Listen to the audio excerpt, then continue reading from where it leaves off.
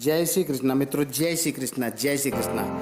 दोस्तों, पिछले वीडियो में हमने गीता के दूसरे अध्याय के महात्म्य के बारे में जाना था।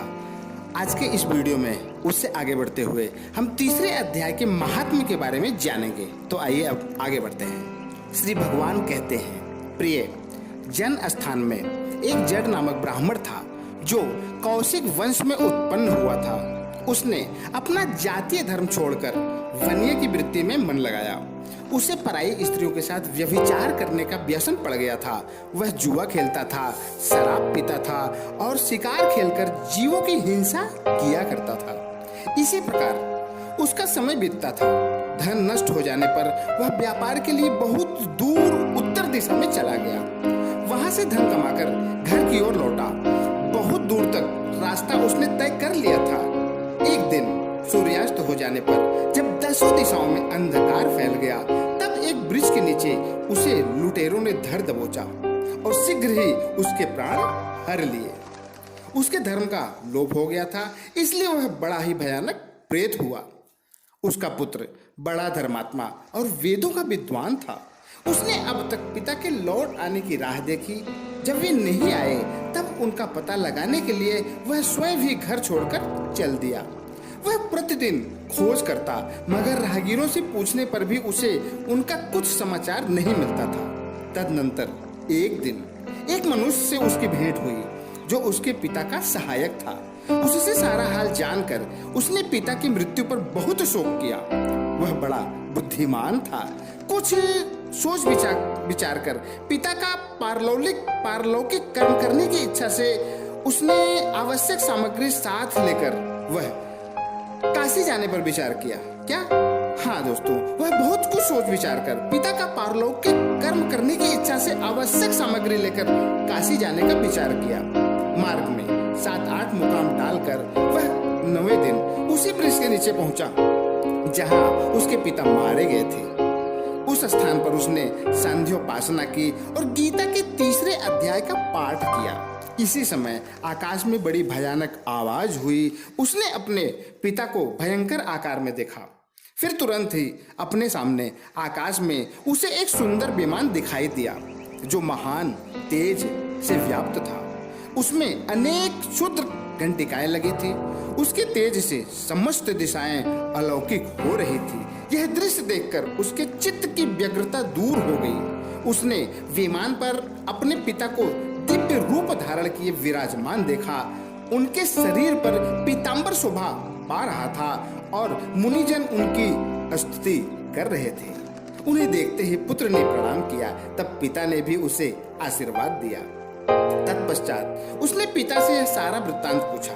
उसके उत्तर में पिता ने सब बातें बताकर इस प्रकार कहना आरंभ किया, बेटा, दैववश मेरे निकट गीता के तृतीय अध्याय का पाठ करके तुमने इस शरीर के द्वारा किए हुए दुष्चर्य कर्म बंधन से मुझे छुड़ा दिया। अतः अब घर लौट जाओ, क्योंकि जिसके लिए तुम काशी जा रहे थे वह प्रयोजन इस समय तृतीय अध्याय के पाठ से ही सिद्ध हो गया। पिता के यूं कहने पर पुत्र ने पूछा, तात, मेरे हित का उपदेश दीजिए तथा और कोई कार्य जो मेरे लिए करने योग्य हो बतलाइए। तब पिता ने उससे कहा, अनघ, तुम्हें यही कार्य फिर करना है।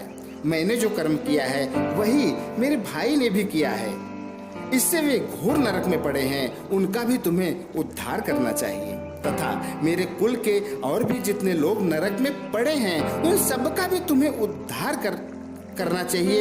यही मेरा मनोरथ है बेटा। जिस साधन के द्वारा तुमने मुझे संकट से छुड़ाया है उसी का अनुष्ठान औरों के लिए भी करना उचित है। उसका अनुष्ठान करके उससे होने वाला पुण्य उन नारकी जीवों को संकल्प करके दे दो।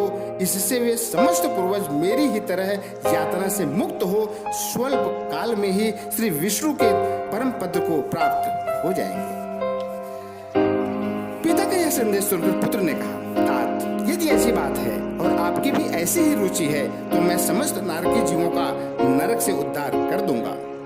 यह सुनकर उसके पिता बोले, बेटा, एवमस्तु, तुम्हारा कल्याण हो। मेरा अत्यंत प्रिय कार्य संपन्न हो गया।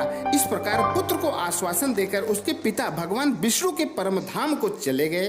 तत्पश्चात वह भी लौटकर जन स्थान में आया और परम सुंदर भगवान श्री कृष्ण के मंदिर में उनके समक्ष बैठकर पिता के आदेशानुसार गीता के 3 अध्याय का पाठ करने लगा। उसने नारकी जीवों का उद्धार करने की इच्छा से गीता पाठ जनित सारा पूरी संकल्प करके दे दिया। इसी बीच में भगवान विष्णु के दूत यातना भोगने वाले नारकी जीवों को छुड़ाने के लिए यमराज के पास गए। यमराज ने नाना प्रकार के सत्कारों से उनका पूजन किया और कुशल पूछी। वे बोले, धर्मराज, हम लोगों के लिए सब और आनंद ही आनंद है। इस प्रकार सत्कार करके पितृलोक के सम्राट परम बुद्धिमान यम ने विष्णु दूतों से यमलोक में आने का कारण पूछा। तब विष्णु दूतों ने कहा, हे यमराज, शेष शैया पर शयन करने वाले भगवान विष्णु ने हम लोगों को आपके पास कुछ संदेश देने के लिए भेजा है। भगवान हम लोगों के मुख से आपकी कुशल पूछते हैं और यह आज्ञा देते हैं कि आप नरक में पड़े हुए समस्त प्राणियों को छोड़ दें। अमित तेजस्वी भगवान विष्णु का यह आदेश सुनकर यम ने मस्तक झुकाकर उसे स्वीकार किया और मन ही मन कुछ सोचा। तत्पश्चात मदोन्मत्त नारकी जीवों को नरक से मुक्त देखकर उनके साथ ही वे भगवान विष्णु के वास स्थान को चले। यमराज श्रेष्ठ विमान के द्वारा जहां क्षीर सागर है वहां जा पहुंचे। उसके भीतर कोटि कोटि सूर्यों के समान कांतिमान नील कमल दल के समान श्याम सुंदर लोकनाथ जगत गुरु श्री हरि का उन्होंने दर्शन किया। भगवान का तेज उनके सया बने हुए शेषनाग के फड़ों की मड़ियों के प्रकाश से दोगुना हो रहा था। वे आनंदमय युक्त दिखाई दे रहे थे। उनका हृदय प्रसन्नता से परिपूर्ण था। भगवती लक्ष्मी अपने सरल चितवन से प्रेम पूर्वक उन्हें बार बार निहार रही थीं। चारों ओर योगी जन भगवान की सेवा में खड़े थे। उन योगियों की आंखों के तारे ध्यानस्थ होने के कारण निश्चल प्रतीत होते थे। देवराज इंद्र अपने विरोधियों को परास्त करने के उद्देश्य से भगवान की स्तुति कर रहे थे। ब्रह्मा जी के मुख से निकले हुए वेदांत वाक्य मूर्तिमान होकर भगवान के गुणों का गान कर रहे थे। भगवान पूर्णतः संतुष्ट होने के साथ ही समस्त योनियों की ओर से उदासीन प्रतीत होते थे। जीवों में से जिन्होंने योग साधन के द्वारा अधिक पुण्य संचय किया था, उन सबको एक ही साथ वे कृपा दृष्टि से निहार रहे थे। भगवान अपने स्वरूप भूत अखिल चराचर जगत को आनंदपूर्ण दृष्टि से आमोदित कर रहे थे।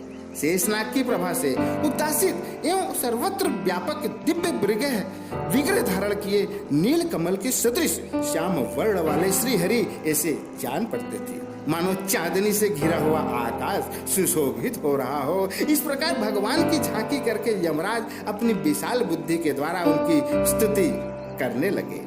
यमराज बोले, हे प्रभु, संपूर्ण जगत का निर्माण करने वाले परमेश्वर, आपका अंतःकरण अत्यंत निर्मल है। आपके मुख से ही वेदों का प्रादुर्भाव हुआ है। आप ही विश्व स्वरूप और इसके विधायक ब्रह्म हैं। आपको नमस्कार है। अपने बल और वेग के कारण जो अत्यंत दुर्धर्ष प्रतीत होते हैं, ऐसे दानवेंद्रों का अभिमान चूर्ण करने वाले भगवान विष्णु को नमस्कार है।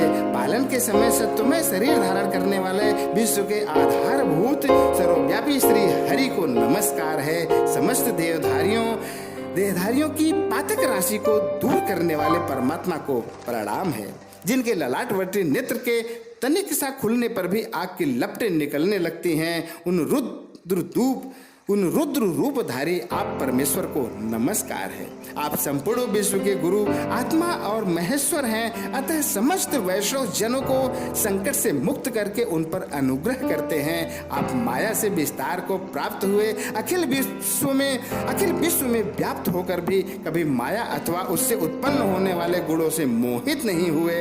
माया तथा माया जनित गुणों के बीच में स्थित होने पर भी आप पर उनमें से किसी का प्रभाव नहीं पड़ा। आपकी महिमा का अंत नहीं है, क्योंकि आप असीम हैं। फिर आप वाणी के विषय कैसे हो सकते हैं? अतः मेरा मौन रहना ही उचित है। इस प्रकार स्तुति करके यमराज ने हाथ जोड़कर कहा, जगत गुरु, आपके आदेश से इन जीवों को गुण रहित होने पर भी मैंने छोड़ दिया। अब मेरे योग्य और जो कार्य हों उसे बतलाइए। उनके योग कहने पर भगवान मधुसूदन मेघ के समान गंभीर वाणी द्वारा मानो अमृत रस से सींचते हुए बोले, हे धर्मराज, तुम सबके प्रति समान भाव रखते हो, लोगों का पाप से उद्धार करते हो, तुम पर देहधारियों का भार रखकर मैं निश्चिंत हूं, अतः तुम अपना काम करो और अपने लोक को लौट जाओ। जो कहकर भगवान अंतर्ध्यान हो गए। यमराज भी अपनी पुरी को लौट आए। तब वह ब्राह्मण अपनी जाति के और समस्त नारकी जीवों के नरक से उद्धार करके स्वयं भी श्रेष्ठ विमान द्वारा श्री विष्णु धाम को चला गया।